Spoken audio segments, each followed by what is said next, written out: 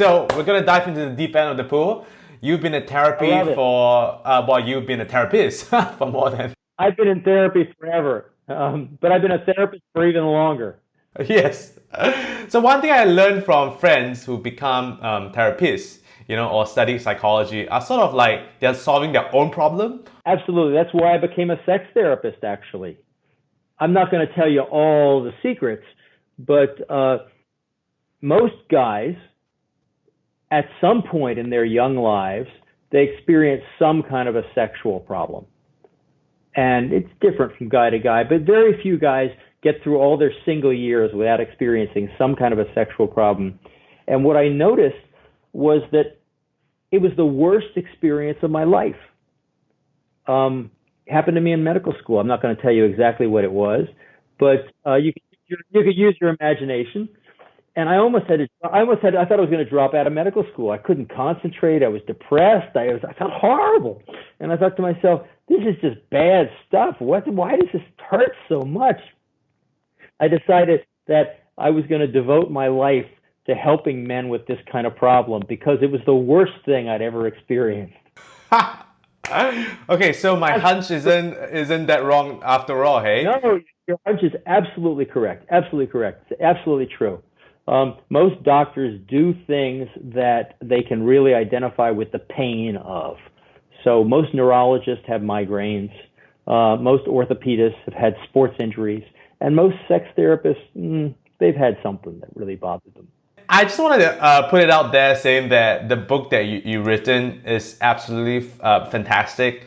I love you. Thank you. Yeah, more than just the content, I think the writing is done very light and easy, and I don't think that there's an extra, page of fluff over there, and it's just captivating. Wow, thank you so much, Brian. I really appreciate it. I always say if people have as much fun reading it as I had writing it, we're going to have a good time. So yeah, it was a lot of fun.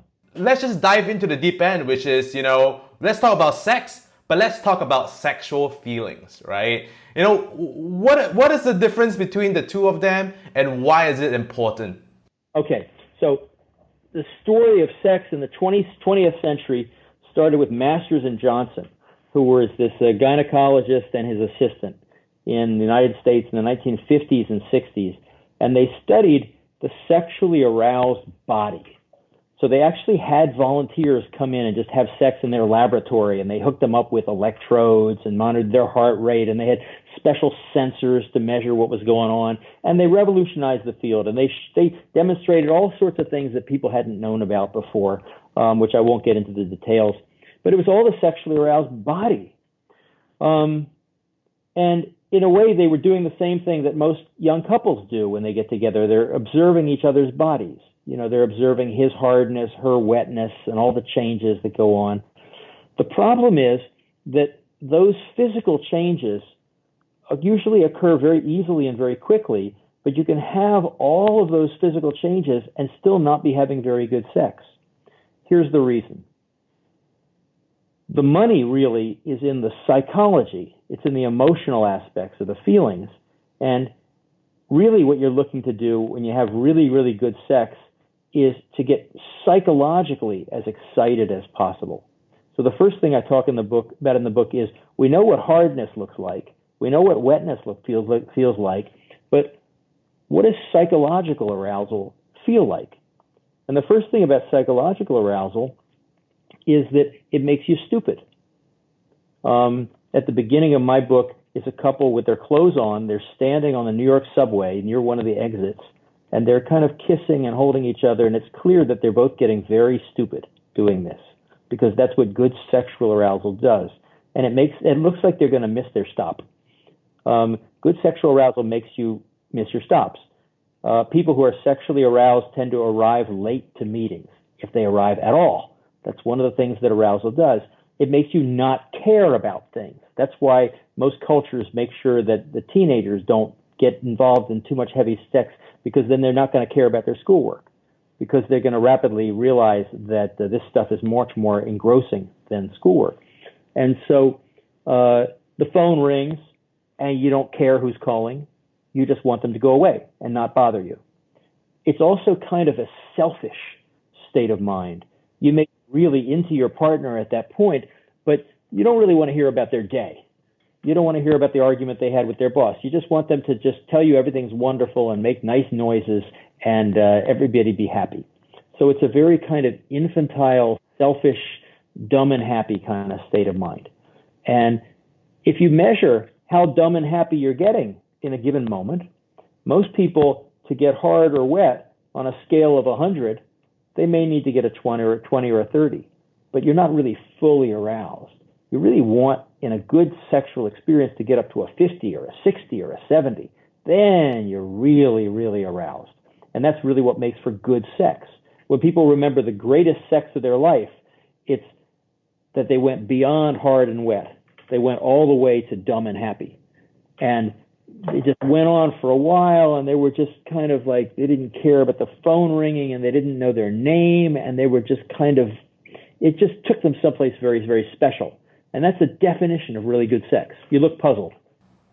Right. No, well, I think, no, I'm not puzzled, but I think one of the questions that pop in my mind is, we are, as humans, we are using our brains to make a living all the time, right? And now, when it comes to sex, it's so counterintuitive where you should turn off your brain.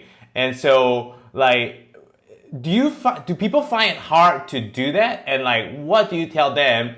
Is it go get some drinks? That always helps, or No, it's very, very important. All right, so this is very important because you're absolutely right. It's been said that the human mind has two kinds of activities that it does. The one is thinking and doing, which are active activities, and the other is awareness. You're not doing anything. You're just aware of what's going on around you. Sex is an activity that happens in the state of awareness. So ideally, you're not doing anything. When people remember the greatest sex of their life, they weren't thinking about what they were doing. They were just getting out of its way. It was like they were jumping in the river and the current was carrying them along, and everything was just happening. And they were aware of their experience, they're aware of their partner, they're feeling turned on, and they don't give a darn about anything. And they don't care whether the phone's ringing or what meetings they have to do. They're just totally oblivious. So you're absolutely right that most of us spend our time thinking and doing. But if you're thinking and doing when you're in a state of sex, when you're having sex with somebody, it's not going to be very good sex. And unfortunately, that's where everybody gets stuck. Where a lot of guys get stuck is they're 21st century men, and so they know that 21st century women expect a good sexual experience, and they expect the guy to be a good lover, and they might even tell their friends whether he was a good lover. So the guy thinks, I got to make a good show here. And so they're thinking and doing, Unfortunately, it doesn't really work that way. You can't be thinking and doing. It's not passionate. Passionate is when you're not thinking at all. I don't know if you've ever read a romance novel. What? Well, so how would you tell people who have problem trying to change to the awareness mind instead of the thinking mind, right? Would you think that, like, of course, I think like meditation would definitely help in that sense, because if you can arrive at the art of doing nothing, then you are by default a great sexual partner. Yeah, but who has time? So what I suggest in my book is a technique called the two-step, where step 2 is to have sex. Step 1 is just lie in bed together, and you just breathe, just hang out. And if you have thoughts, just let them be. Don't get too attached to them, as Buddha used to say. Just attachment is the source of all difficulty. And you just get into kind of this state where you're just tuning into what's going on in your body, and then you turn to your partner. So step 1 is kind of a little bit of a meditation, but it doesn't have to. You don't have to sit cross-legged or eat vegan or anything. It's just like whatever. For a few minutes, you just kind of let yourself just tune in. That's why music helps, because it gets people into that kind of state of mind. Basically anything that allows you to enter into your body. Dancing helps, yoga helps, anything can help like that gets you into your body. Because most of us are not in our bodies, but sex, obviously, to say the obvious, is done with the body. By default also, if you have bills to pay, then you would probably be thinking about bills, and hence sex wouldn't be good. So you need your basic necessity needs. You have a roof over your head. Your lower needs of Maslow hierarchy to be settled before you could actually have good sex. Absolutely. 200,000 years ago on the plains of Africa, when all our ancestors were roaming around looking for food, the situations under which people were have sex, there's enough food, there's enough water, and there are no lions around. Right. So you don't have to worry about anything. Paleolithic man, he had to work maybe 2 or 3 hours a day. And the rest of the time, he's just sitting around weaving baskets and having sex and telling folklore and stuff like that. It's pretty easy. And for most of us, the only time we're allowed to live as we're naturally intended to live is when we're on vacation. That's why people like to be on vacation, because that's the only time they can really live like human beings. You just do your thing, you just hang out, and the rest of the time we have to work too hard because we're going through a time of tremendous technological change, and during times of tremendous technological change, people work very, very hard. It's an unnatural human state of mind.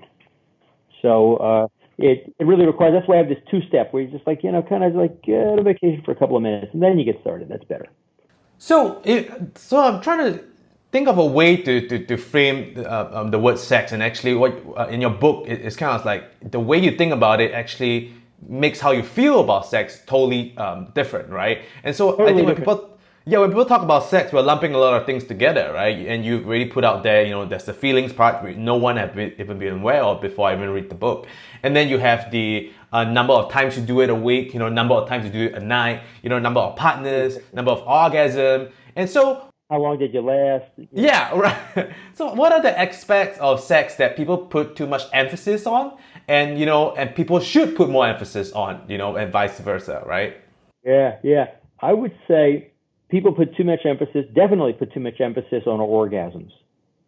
Because, if you think about most popular writing on sex, it's all about orgasms.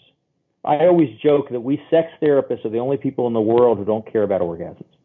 Because to a sex therapist, whether you have an orgasm or not doesn't really determine whether you remember it as the greatest sex of your life. People remember the greatest sex of their life. They're not remembering the orgasm, because who can remember an orgasm? It doesn't last very long. Usually they're remembering that they were really dumb and happy. It really took them someplace really special. They really forgot themselves. They were totally in their body. They were in a state of awareness rather than thinking. So to a sex therapist,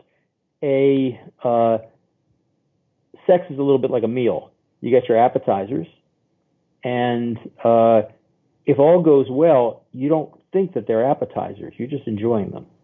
That's foreplay. Then you've got your entree, your main course. That's usually intercourse for most couples. And if all goes well, start intercourse. You go, oh, this is good. We get to have intercourse too? Fabulous. And then you're enjoying your meal, and you're almost full, and then the dessert tray arrives. And you go, oh, we get to have dessert too? I forgot all about it. I love this place. That's what it should be like. And so orgasm should be like dessert at the end of a good meal. You get dessert, coffee, the check, and then you get to get your coat. But most people, they just kind of rush through to dessert, and then they're still hungry. And most guys are so obsessed with making sure that their partner got dessert. Did you get dessert? Did you get dessert? Was it good dessert? And I had women come into my office. They go, I hate it when he asks me that. Did I get dessert? Because it's okay. You don't have to worry about it. I just want to enjoy the meal. But the guy is just, okay, how can I get her dessert? And he's so emphatic, and he's trying to do it. He's trying. His arm's getting tired, or his body's getting tired. And she thinks, oh, he's getting exhausted. He must be bored. This isn't going to work, and the whole thing goes to hell. That's not really what you're supposed to be doing. Well, how did this guy orgasm thing come about? I mean, because women's orgasms tend to be a little finicky. I mean, a guy, a woman goes to bed with a guy. She knows how that guy can have an orgasm, pretty much. She knows that either from intercourse or from blowing him, he's going to have an orgasm. Most guys. There are a few exceptions, but most guys. As a matter of fact, 95% of guys on college campuses are worried about having orgasms too quickly. So men tend not to have too much problem having orgasms. But women's orgasms, a guy has no idea when he goes to bed with a woman how she's going to have an orgasm, because there are two basic flavors. Some women are kind of outer outer genital orgasms. You know, either by going down on them or stroking their clitoris, fingering them. That's outer genital orgasms. And then other women are inner genital orgasms, you know, through intercourse. And you don't really know. It's some you need a combination, and some need a particular kind of rhythm and certain kind of positions. And there's a whole technology to it to get all of everything going in the right direction. So as a guy, you have absolutely no idea in the world. So the way to do it, here's the way to do it. Don't worry about her orgasm at first, because she knows that in a first sexual experience, it's very unlikely she's going to have an orgasm. Every woman knows this. If she wants to have an orgasm, she can make sure she has an orgasm. She could tell you. If you want to be a gentleman, you can say, what's your best way to have an orgasm? And she'll tell you. She'll say, oh, if you go down on me. Or just do this, I'll show you how to do this. Or let me reach in the drawer and get my vibrator. Or just like do it really hard just for like a half an hour. And the guy goes, I can't do that. I'm going to come. And so it's the thing, you know, so you got to kind of work that out. So it's just a matter of asking her. You just say, yeah, you don't make a big thing out of it. You just casually you go, what's your best way to have an orgasm? What's your favorite way to have an orgasm? Do you want to have an orgasm? And she could tell you. But a lot of guys, they just go in blind. They just start stroking and fussing and so forth and hope that she's going to have an orgasm. And she goes, oh man, how do I tell him that this isn't going to work? And the whole thing is ridiculous. So that's the way to do it. Just ask her. And actually, I think there is a sort of dichotomy between, you know, like guys might finish too early, but what you suggest is that you don't need to actually give her an orgasm through intercourse. You can do it like other ways, right? With the vibrator and so on and so forth. And the kicker is that the girls, she knows exactly what she got wants. it. If she wants to have dessert, and she might say, no, it's okay. It's okay. It takes a long time. I don't feel like doing that tonight. I don't need dessert tonight. I'm good. Yeah. Which is fine. Yeah. She could tell you that. Yeah, and also by the you're talking a lot about the journey, right? You know, how are you dumb and stupid in the journey, and how long the journey is. And I think a big part of it might also be coming to foreplay and to flirting, right? And actually, putting more emphasis in that than, you know, the orgasm. What you're trying to say too is that because most women, especially in the first couple of times they go to bed with somebody, they're not expecting great sex because they know the guy doesn't really know them yet, doesn't know what they really need, what they want. The one thing they are expecting, which they really, really need the first couple of times, is they need to know that the man really, really wants them, that the man really, really desires them. Why not we do a segue into the RATS test, and, you know, we talk about what men. We could talk about we could talk about rat sex in just a minute. So rat sex is very, very important. We'll talk about it now if you want. So you read the book, so you know how rats have sex. And the most interesting thing about rat sex is the foreplay, because rat intercourse takes like 3 seconds, but rat foreplay takes a long time. The female rat goes in front of the male rat, and she wiggles her rear end so he can see it, and then she runs away from him. And if she's lucky, he chases her. The female rats love this. They just can't get enough of it, and they run as fast as they can. And the male rat has to chase and chase and chase and chase and chase and chase. And the female rats, it's heaven. That's their favorite part of the whole thing. And then if the male rat has chased them well enough, and he really wants them, then she lets him catch her. And they have 3 seconds of sex. And that's the way rats have sex. With human women, it's pretty much the same thing. They really, really like, obviously they hope it goes on for more than 3 seconds, but they really like the thrill of the chase. And they really like the fact that the male rat is really, really motivated. This is a big turn on for most women. There's something that we sex therapists call ODSC, which is object of desire self-consciousness. And so the degree to which a woman moment by moment feels that she's desirable. And most women get very, very happy when they feel very, very desirable. And the way they know they're desirable is they can feel the man really wants them. So they really want to know that a man has passion for them, and they can feel it in the things that he says to them. They can feel it in the way he holds them and the kind of attention he pays to them, and they can also feel it in how dumb and happy he is. And it's very important with a woman the first couple of dates to really tell them. You could just say it out loud. Say, I want you to know that I am strongly attracted to you. And she goes, oh, you are? He goes, yeah, very, very strongly attracted to you. You're driving me absolutely crazy right now. She goes, oh, I am?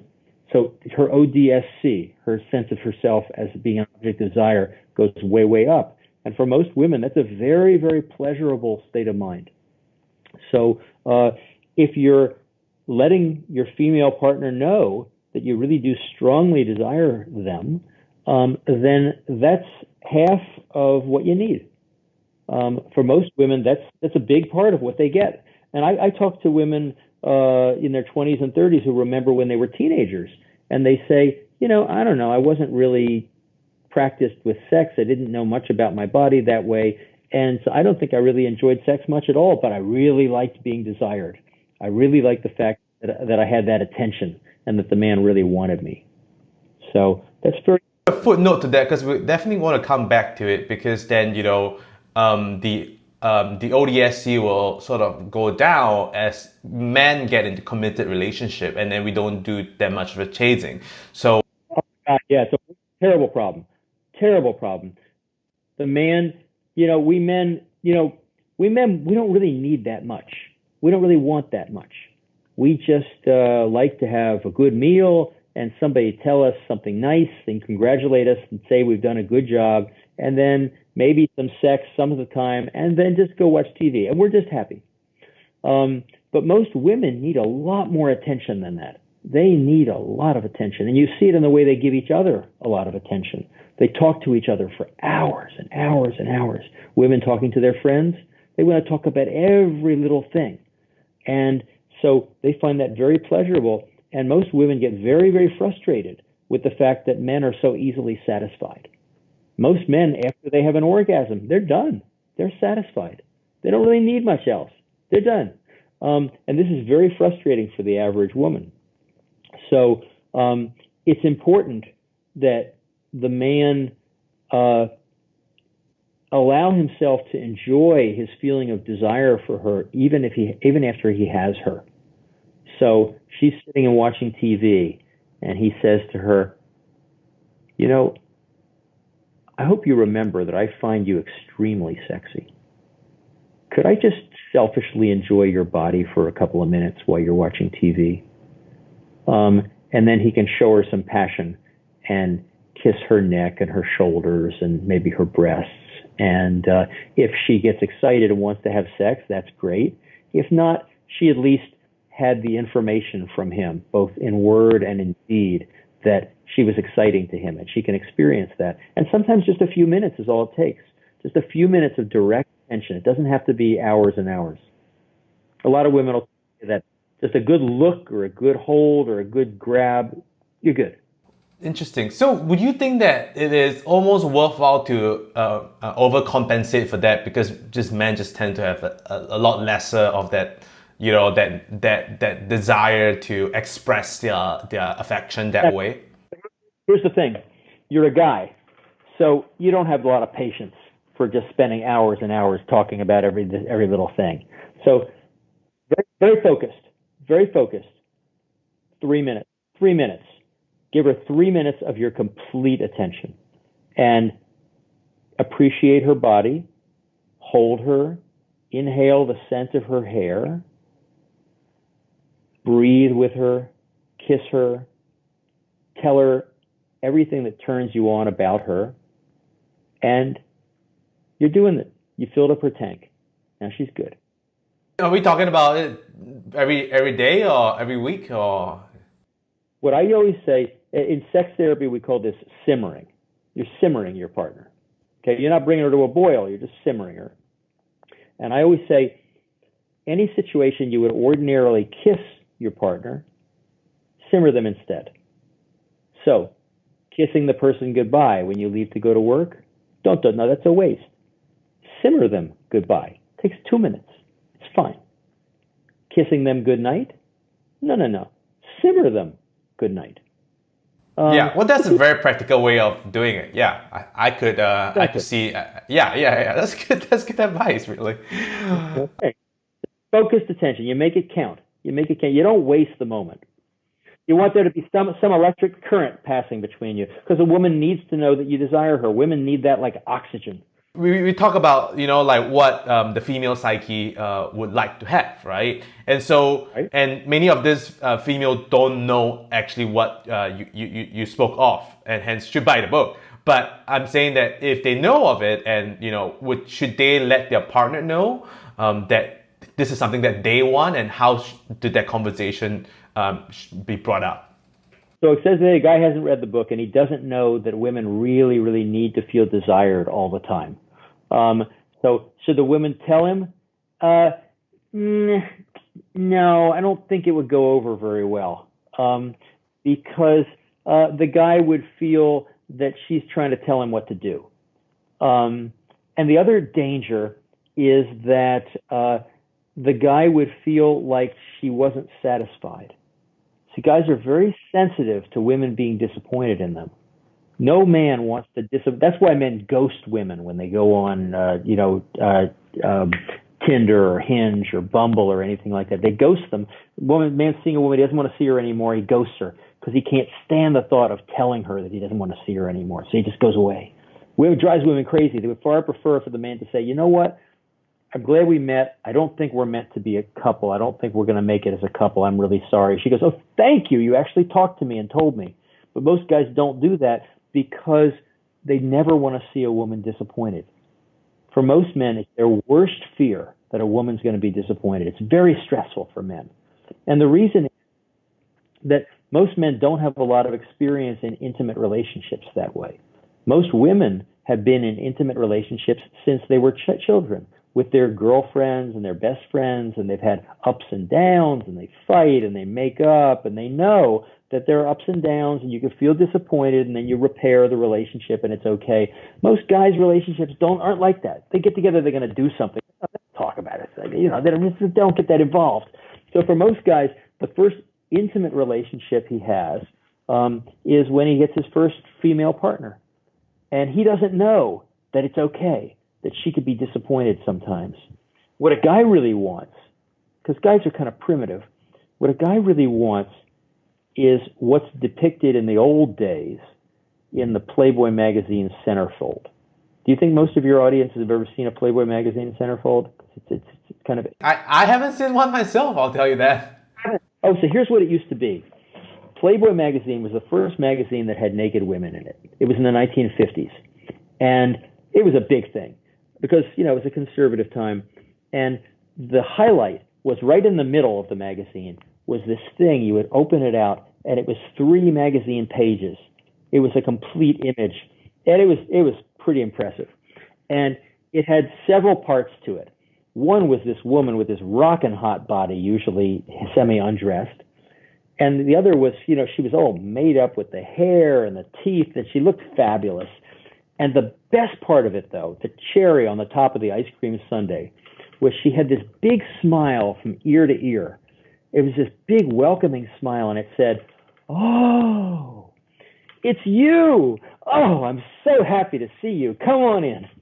So it was that look of pleasure and welcome, and that's what every guy wants when he's with a woman. He wants her to be just so happy with him and so happy to see him and so happy that everything is making him happy. And so that's what guys want and they need. And they usually get that at the beginning of a relationship because she's happy that he likes her and he's happy that she likes him and everybody's happy and she's smiling and everything goes well. The trouble happens the first time he sees her disappointed, especially if he was the cause of her disappointment. If there was something that she wanted from him, she wanted him to remember something or to do something and he didn't. Now he's got a problem because now she's not giving him that smile. So he goes, I don't have the green light anymore. What am I going to do? And he doesn't know that it's okay. A woman can be disappointed. She can take it. She can handle it. He doesn't know that. For him, it's an emergency. He's in terrible trouble. He's in terrible trouble. The last woman he ever saw disappointed, you know who that was? Was his mother. His mother when he was 3 years old. A bad thing. You never want to see that. And he ran away from her when he was 3 years old. He says, "I don't want to be. I just be a man. I just be with the boys."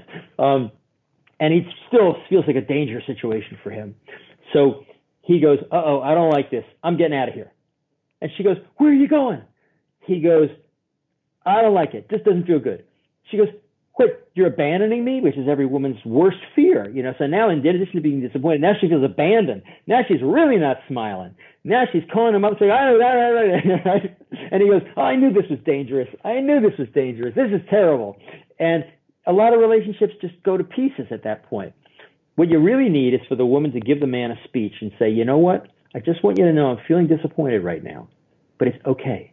It's really okay. We're going to be all right. Here, just be with me. I could be disappointed. It's all right." But men don't know that. Well, I think it's that communication piece, right? What you're saying. It's emotional communication because the guy doesn't really understand. He doesn't really understand that she's disappointed and it's okay. It's hard for him to understand that, but he really needs to understand that. And he needs to just stay with her until she's feeling a little bit happier again. And he's going to realize it's okay. Yeah. Because men get very threatened when they see a woman unhappy. Got it. And I think the languaging could be said like what you did, right? Hey, I'm unhappy, but it's not. It's gonna pass. I just need you to stay with me, and be close to me, and let's do this together. And Exactly. And I want you to see that I'm going to be okay. It's okay. It's like it's raining, but the sun will come out again. It's going to be okay. Got it. Yeah, so I think that's probably also a good way to even like initiate that conversation of like, hey, this is what I'm not feeling, and here's what my girlfriend usually do with me, and maybe we could try that out if you are open. Yeah, that'd be a great way to say it. Say, "You're a guy. I know you're a guy, and I know you don't have a lot of experience with this kind of thing. So let me show you how to do this." So that works pretty well. But unless the guy really knows that, just to bring it back to what we were talking about, if a woman says, "Here's what I really need," and so forth, most guys will go, "Oh, you're telling me that I'm not doing it right?"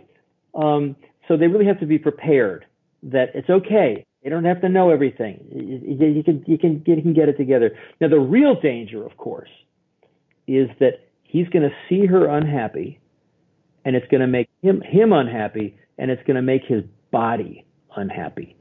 You know what I'm talking about, right? When a man's body gets unhappy, he loses hardness, which is the worst fear of every guy, that he's going to lose hardness. And the reason that happens is because the man's body is the most honest part of him. And if it's happy, it'll be hard. If it's not happy, it's not going to be hard. And most guys don't know that. They go, "Hey, how come it's not hard?"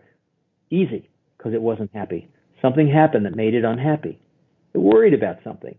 And so all you have to do is say, must be, it's like it's got a vocabulary is limited to yes or no. It's up or down, yes or no. And if it's no, most guys say, "Wait a minute, how could it be no? Let me just do this, and let's make it to yes." No, that's no wrong way to do it. If it's no, you go, "Hey, what's wrong? What's wrong? Something made you unhappy?" I felt she wasn't happy with me. "Oh, I understand." You just got to talk to it and say, "Okay, well, just let us know when you're happy again. Just take it out of action until it's feeling happy again. So don't make a big thing out of it." Yeah, well, I think the unfortunate part is most guys wouldn't know about this, right? If they would have not, read a book or blah blah blah. They're not tuned into the fact that this is an emotional experience. Because guys aren't supposed to be emotional. Guys are supposed to be just do, and that's fine if you're a soldier just running into battle because your legs listen to commands and you tell them to run into battle and they go, "I don't really want to do this, but okay." Unfortunately, the muscles in your sexual body don't listen to commands. They relax and that makes a guy big, or they contract and that makes a guy small. It's a little bit like the muscles in your eye. Lights on, lights off. They expand, lights on, lights off, lights in, lights off, lights in, and they just respond to conditions. For the eye, it's light, dark. For the penis, it's happy, not happy, happy, not happy. And you just got to know it's an automatic thing. So you just got to. You could say that it's kind of like the heart, right? Where it is, you Totally. can't control the heart. You can't control it. It's the muscles in the penis are the muscles of the internal body. So the heart only responds to one thing: filling. Fill it up, it'll contract. Fill it up, it'll pump. Fill it up, it'll pump. The eye, light, light, light, light, light, light, light. Penis, happy, unhappy, happy, unhappy. And it's very typical of the muscles inside the body. But what it means is you can't command it, as every guy knows. All you have to do is just see about creating the right conditions. Yeah, and so I think this is a good lead into Viagra, because most guys, when they hit into that the problem when you're saying, they wouldn't know it's a happy unhappy thing, and they will just turn to medication as like the thing to do. And so it's like, tell me about how Viagra works, and when should it being used and when should it not being used, and then maybe you can move on a little bit to female Viagra too, Addie. Oh, fabulous. Okay, so Viagra has been around since 1998, so 22 years now. Just about exactly 22 years ago. And it was a revolution because men have dreamed about this since the caveman days, something that could make you happy even when you were not feeling happy. So obviously older guys, it kind of gives the hardware a boost. But a younger guy, usually his hardware is fine. So if he's by himself or waking up in the morning sometimes, it'd be hard. But with a partner, sometimes if he's unhappy, if he's worried, if he's tense, if he's feeling troubled by anything, or if he's worried about being hard, that'll make him not hard because penis doesn't like to worry. It's essentially just like a very small child. It just likes to eat ice cream and have everybody go, yay, and just be happy. So the signal, the happy signal from the brain goes by a certain pathway, and what Viagra does is it amplifies the happy signal. Usually a guy doesn't need that because it's already happy, just makes him hard. However, here's the problem. There's also an unhappy signal from the brain. And sometimes there'll be an unhappy signal from the brain that has to be balanced by the happy signal. And if you're not getting enough of it, the Viagra balances it. It amplifies the happy signal. And if you think of it as scales, you're either tilting on the unhappy side or the happy side. The Viagra essentially just puts a weight on the happy side. So it can enable you to really have it go in the right direction, which is a good thing because nothing makes a man happy like being hard. So if you make it hard, that'll make him happy and that'll make him really happy. And nothing makes a man unhappy like not being hard. So if it's unhard, he's going to make it hard, then it'll always really be unhard. So it's a good thing. I say for guys, it's like training wheels.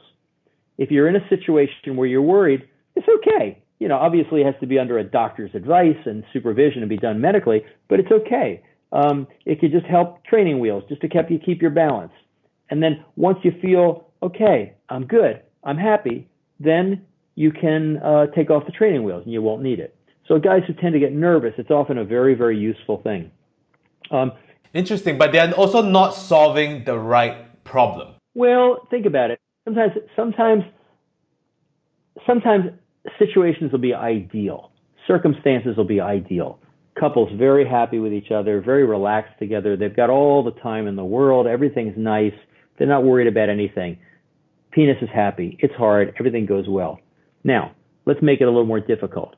How about a long distance relationship? You have only 2 days together. Better go well. You don't want anything to go wrong. That's the unhappy juices start to flow, okay? You're under pressure. Penises don't like to be under pressure.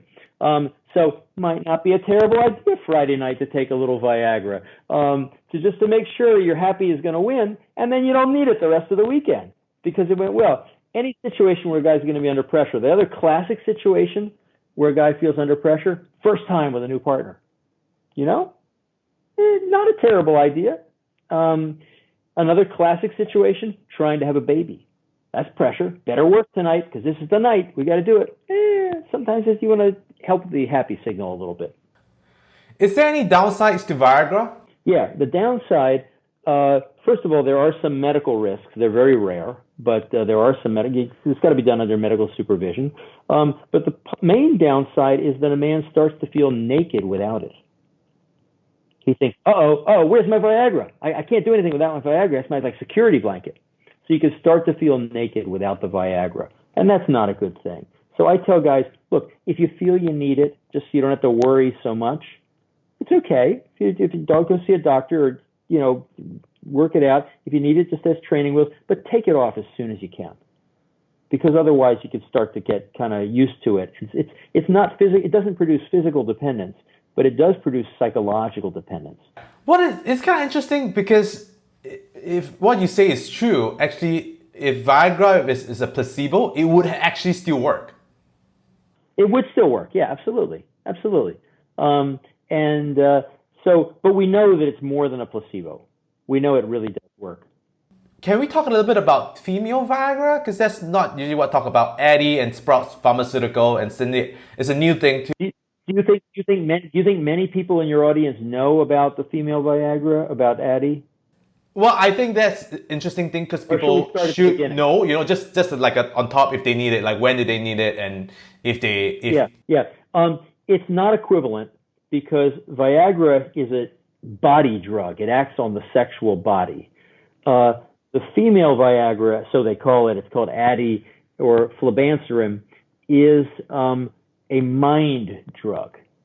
It works on neurochemistry of the brain. So it's completely different. But it kind of makes sense because with men, their biggest problem is usually their erections. So their biggest problem is with their body. With women, their biggest problem is usually with their mind. The most common female problems that bring a woman to sex therapy are either loss of desire or difficulty getting an orgasm. And these days, with vibrators and everything, it's usually loss of desire. So this, quote, female Viagra or Addie or flibanserin was formulated because somebody noticed that it made about half of the women who tried it experience greater desire. But it's very different than Viagra because it has to be taken every day. It's not like you could just take it for a date. Yeah, a woman has to take it for a couple of months before she can notice an effect usually. And that's one of the reasons that it hasn't really taken off. It was refused by the United States Drug Administration over and over. Yeah, the FDA. And then finally in 2015, it barely squeaked by and it got approved. And it, interestingly enough, has not really taken off. And I think part of it is that people don't really trust it yet. When the FDA was considering it, it said, I haven't been able to confirm this, but it said that people on the committee were worried that maybe it would be like, God forbid, a date rape drug or something, because if it makes women have desire, would it make them vulnerable to being coerced or to be taken advantage of? Because, a woman's ability to say no is fundamental because women are really the gatekeepers of sex. It's been said it's a little bit of a simplification. It's been said that most women need a reason to have sex. A man just needs a place. Men tend to say yes to sex, at least until they get married. And women tend to say, I don't know, maybe, it depends. So people were very worried that this medicine would take away a woman's independent right to say no. It's not a date rape drug. It won't make somebody horny for you or eager to go to bed with you. A woman has to take it for a month or two before they can really see any effects. And it only works in about half of the women who take it. But half the women who take it, women who perhaps have lost desire, maybe after having a couple of kids, maybe for some other reason, do find that it can really bring the ability to be aroused back. So it's not a miracle cure. It's not like Viagra, which was a miracle cure. So it's not a miracle cure. But for certain women find it helpful. But not many women have been interested in it, interestingly enough. Not sure exactly why. I think people just still don't trust it. Yeah, well, I mean, it takes time, this kind of things, and it Yeah, only works for half the population with, a month-long trial period exactly. to. Exactly. So it's going to be a slow curve. For me as a doctor, I'm a strange combination. I'm a doctor and a sex therapist. Most sex therapists are not doctors. So as a doctor and a sex therapist, I'm very intrigued by these medicines because you never know where they're going to end up. For instance, Viagra was invented to help guys. Well, it wasn't. It was invented actually for blood pressure, and it didn't work as a blood pressure medicine. But the guys would not give the medicine back after the experiment. And they said, "Hey, how come you won't give it back?" They say, "Oh, I want this stuff." And they realized, "Hey, we're going to make billions of dollars here." Um, but since it came out, it's been discovered that it's been useful for all sorts of things. It's useful for certain forms of lung disease. It's useful for high altitude sickness. It's useful for all sorts of stuff.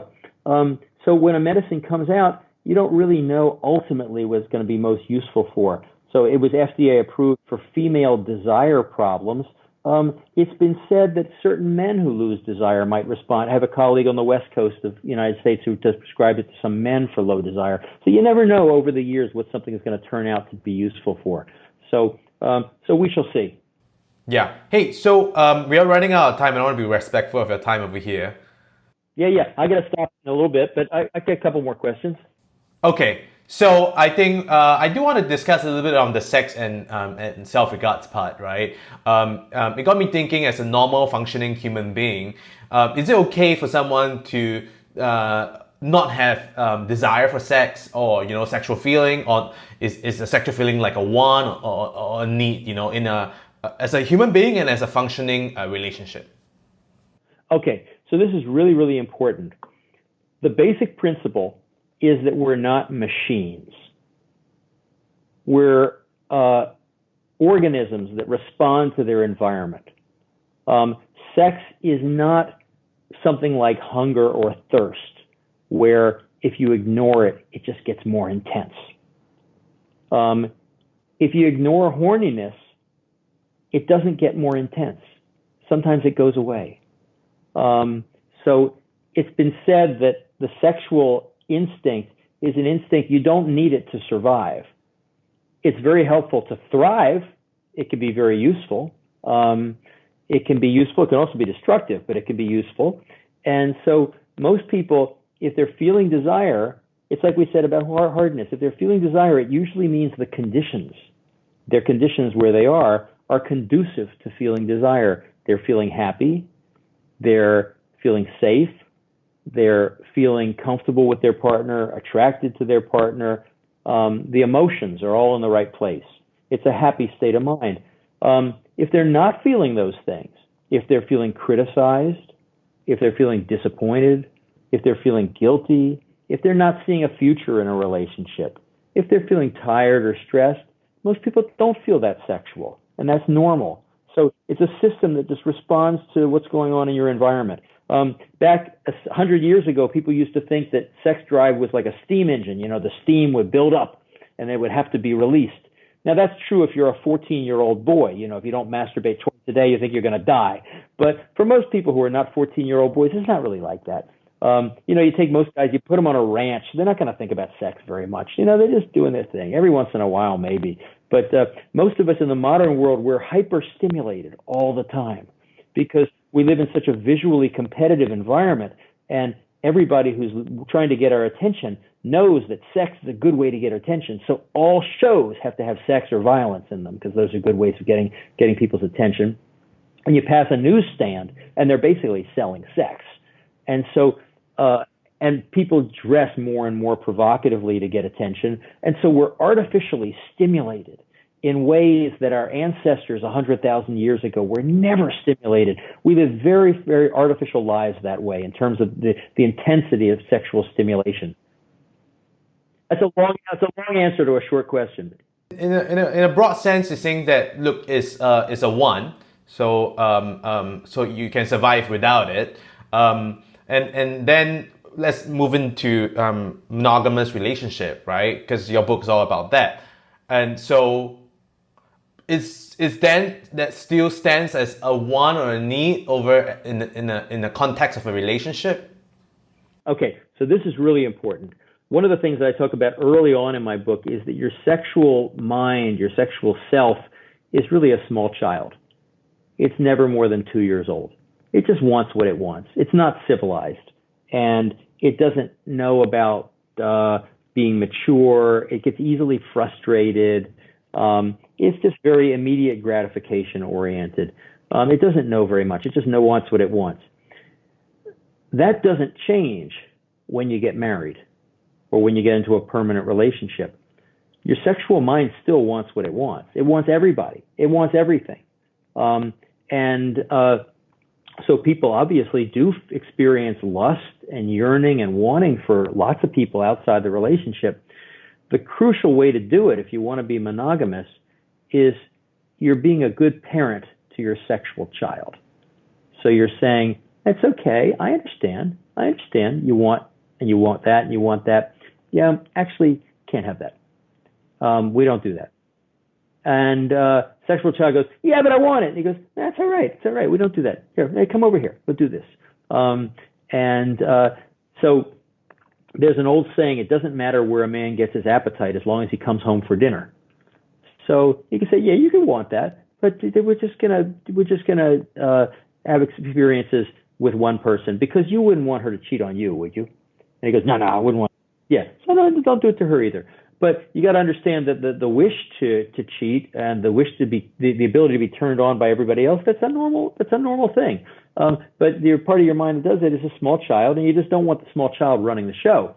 Because here's the problem: if you let a child run in the show, it doesn't go very well. It's like you let a child eat too much ice cream, and it's just sick. Or if you keep trying to buy the child all sorts of new things and new toys to play with, eventually all those toys get just junked in the corner, and the child says, I'm bored.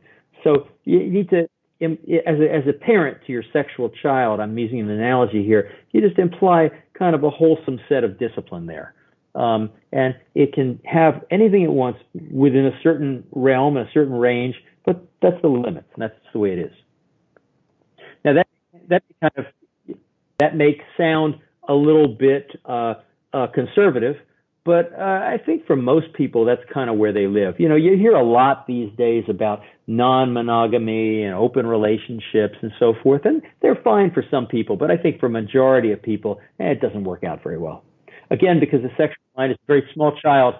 Say okay to that kind of relationship environment, then you don't even need that in the first place, right? But I mean, if you want a monogamous and trustworthy relationship, then you definitely need to find some control, limits to this sexual. Good limits, good limits for your sexual child, because good limits make for a happy child.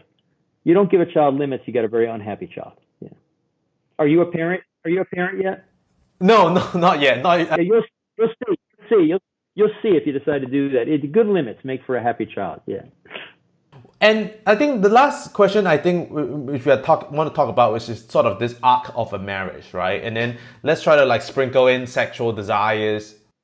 Yeah, absolutely. So this is very important. You and I talked a little bit about this earlier. It's important to know that all relationships go through 3 stages. And you got to expect this. The first stage is the stage of enchantment and idealization. And you're so happy that you found somebody you actually get along with, and they like you too, and you feel such a sense of, you feel so lucky, and you're having sex all the time because it feels good, and also because you need the reassurance, and that's all really nice. But at that point, you kind of have this ideal of each other. And then the second part of every relationship is when you get disappointed. We talked a little bit about in terms of a man experiencing a woman getting disappointed in him. Man also gets disappointed in the woman. Or if it's a same-sex couple, you're disappointed in your same-sex partner. That's normal. That's okay. And eventually you realize that your needs are really very different from each other. You may speak different love languages, as you mentioned, and you may not satisfy all of each other's needs. That's a very, very stressful thing when you realize that. Most couples, I like to say, ultimately realize within months or years that they are fundamentally incompatible. That's normal. That's okay. Because your job is not to take care of each other's needs. At that point, you have a problem. let's say one of you needs one thing, the other needs another thing. How do you work that out? Sometimes you just break up because you figure your needs are too different. That's okay. Sometimes you try and force the other person to do it your way. That's not good. That doesn't make for a good relationship. Sometimes you could just submit to the other person and say, well, it's not that important to me. I'll just let them. That's not good either, because you haven't expressed your full self in the relationship. The way to do it is to sit down together and say, this is a real dilemma. I don't know how we're going to do this. And you just kind of, like any other creative problem, you just kind of sit with it until you figure out something. And chances are, if you want A and they want B, you're not going to get A or B, you're going to get C. And C is what you have to figure out as a couple, how you're going to get C. But you don't know what C is yet. But once you find C, that's when you really become a couple. Then you get to stage 3, which is the stage of creative mastery, which is we've suffered together as a couple, and we've figured it out. And now we did that, we can do anything. That's when you get your confidence. That's when you really become a couple. I think that's all the questions I have time for. Well, thank you so much. I really enjoyed it. It's been a pleasure talking to you, Brian, and I hope we get to talk again, and I really appreciate you having me on the show. Yeah, for sure. And for those of you who want to find the book, it's all linked in the show notes, and I highly recommend every one of you who are listening to go grab yourself the book, because there's so much more in it. And I mean, I have like 20 more questions, but it's like love worth making. It's love making, like sex, with the word worth stuck in the middle. So it's love worth making. It's the only book I ever wrote, so it's easy to find. All right. Good night. You're in Singapore. Good morning. Okay. Talk to you soon. Take care.